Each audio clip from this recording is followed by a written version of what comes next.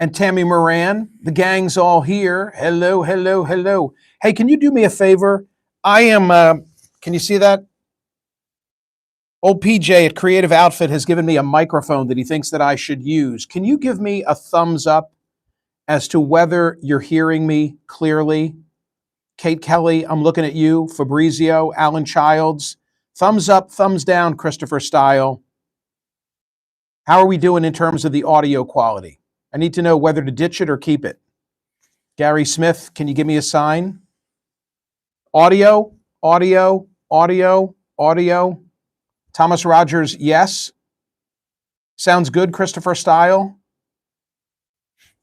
Okay, we're ready to rock and roll? Perfect, says Tom Rogers. Okay, thank you for that. Poll question today at Smerconish.com. Great question. Is Vice President Kamala Harris now the strongest Democrat let me start over. Hello. Is Vice President Kamala Harris now the strongest the Democrats can field? Is she the strongest candidate the Democrats can field? I've got a lot of updates that I'm eager to share with you. Let me first thank my friends at Parks Casino for giving me this casino in my hand. Yeah, they've got your seat at the table with a live dealer for all your favorite classic casino games right on your phone, wherever you are in New Jersey or Pennsylvania. Have no plans tonight on this Saturday night? Go to Parks Casino. Play live baccarat, live roulette, live blackjack with a live dealer on your phone and play hundreds of exciting online slots. It's the only online casino and sports betting app that I recommend and use myself. Summer's here. Have some fun. If you're at the beach, the boat, the boardwalk, the Poconos, wherever you might be, take that casino with you. And if you feel like taking a drive, go to the real thing, right in the burbs of Philadelphia. Download that BetParks Casino app and enjoy the action and excitement from the casino right at your fingertips. New users, download the BetParks online casino and sportsbook app right now. Get up to $1,000 casino bonus back. If you're down to the first 24 hours, that casino bonus has to be wagered. You got to be 21 and in Pennsylvania, New Jersey, Maryland, Ohio, or Michigan. Gambling problem, call 1-800-GAMBLER. You know what they say. You love to play. You play to win. You bet. Bet Parks. Thank you, Parks. I appreciate you allowing us to do this. Yeah, poll question. Is Kamala Harris now the strongest candidate the Democrats can field? I stumbled over it initially, but that is it. I'll be all over that issue on CNN today. Let me give you an update because the events are moving quickly, and yet they remain relatively static from where we are yesterday. There's a standoff, and President Biden has dug in. Many of you keep asking me in social media, am I still of the opinion that it is a function of when, not if? And the answer is yes. Yeah, I've not wavered in that opinion in the last 3 weeks. When do I think it's going to happen? This week. The visit of Prime Minister Netanyahu on Wednesday may delay it somewhat, but I think it's going to happen. There's just too much momentum and too many voices and too many of those foundational elements of the Democratic Party that have come forward and said it can't be President Biden. That here's the predicament.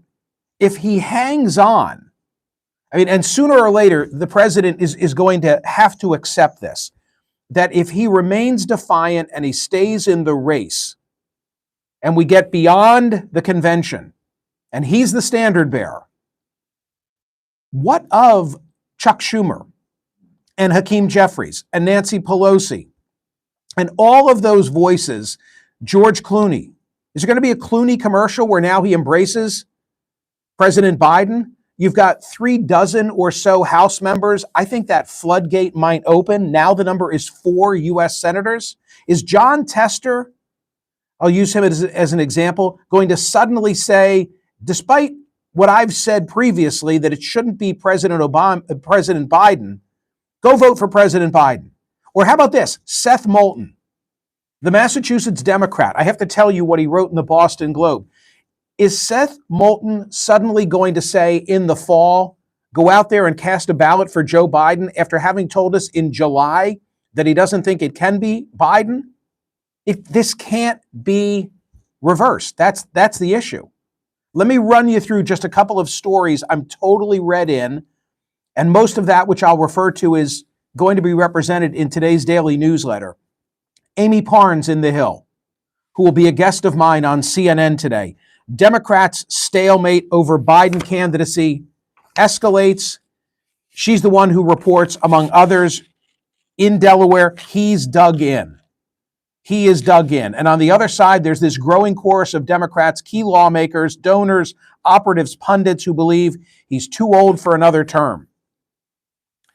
The New York Times today presents the picture of what's going on as best they can cobble it together at Rehoboth Beach.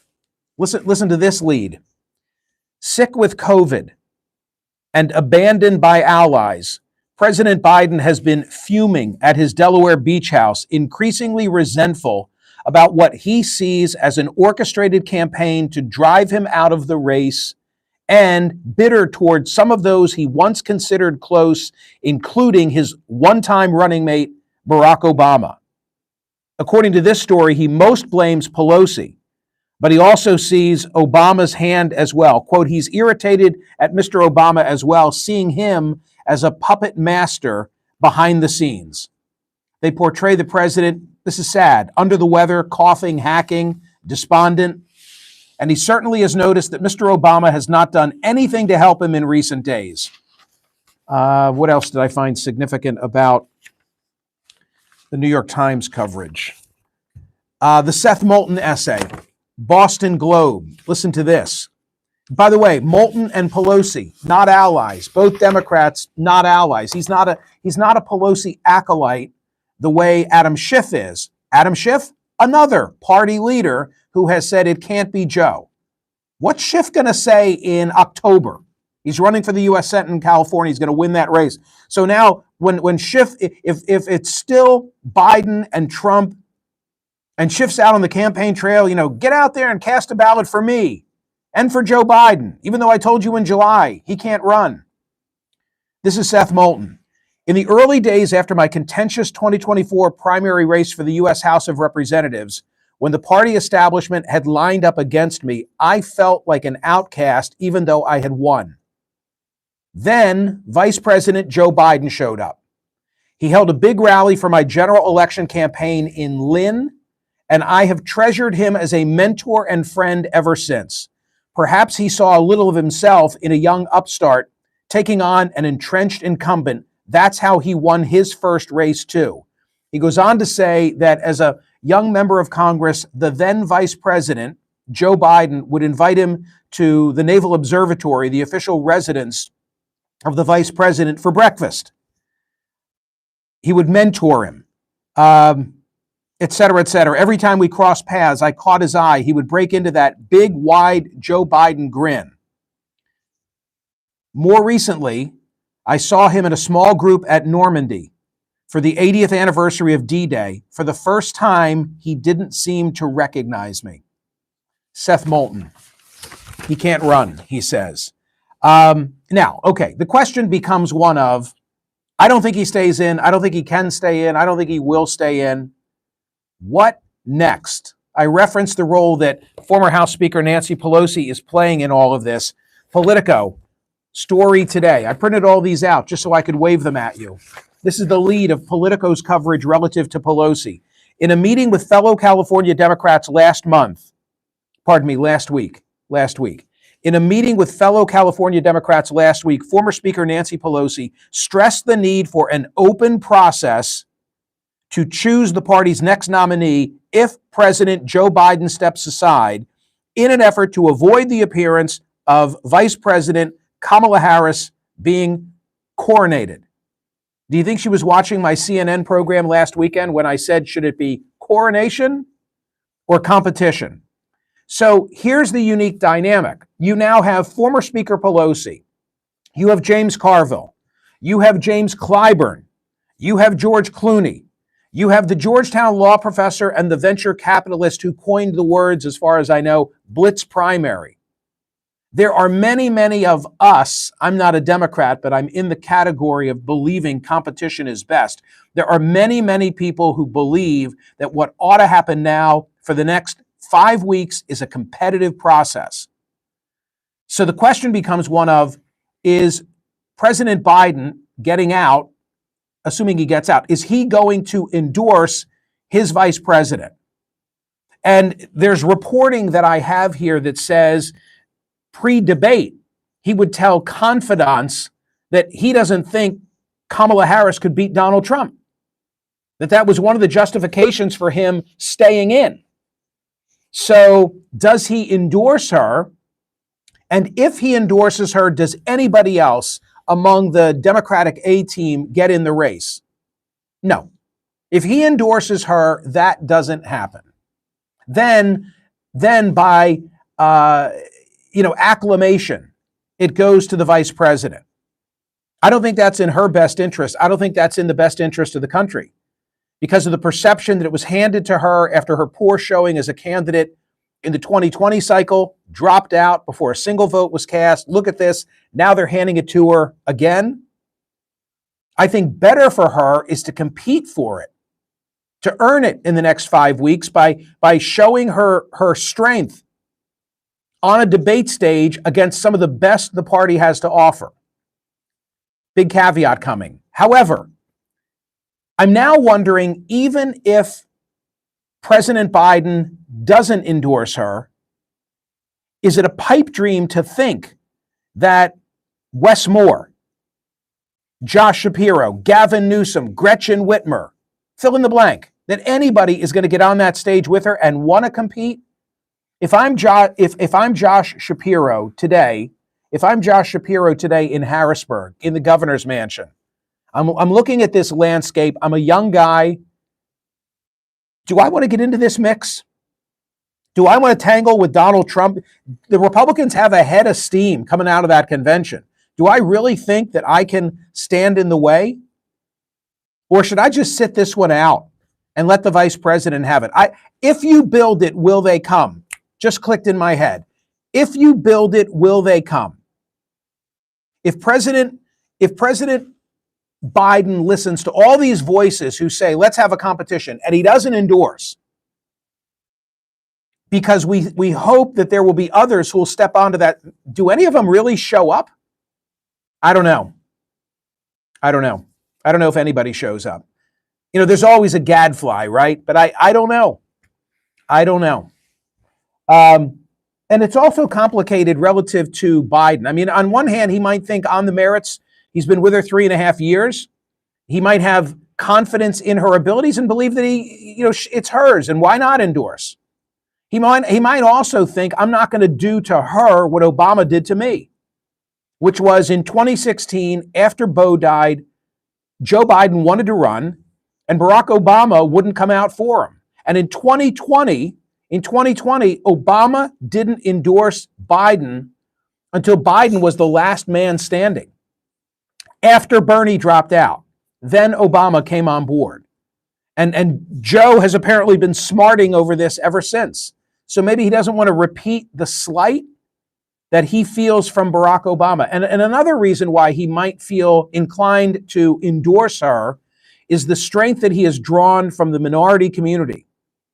Joe Biden wouldn't be president today without the African American vote of South Carolina in the South Carolina primary. Do you remember how close we came to Bernie Sanders winning the nomination? It was James Clyburn and black voters in South Carolina who turned it all around for Joe Biden. So he might think that he owes the community to endorse and embrace his vice president now. More recently, it's the Congressional Black Caucus that has rallied to his defense. Last thing I'll say is that this issue of the President Biden saying that it's the elites who are driving him out. No. The AP and NORC published a survey yesterday that said two-thirds of Democrats don't want him now as their standard bearer. They love him. They don't think he can win. They don't think he can win. Buckle up. The next couple of days are really going to be interesting. I don't see how if he's being provided all the data and if he's aware of the extent to which this thing has kind of taken a turn against his candidacy. I don't know how he can hang in.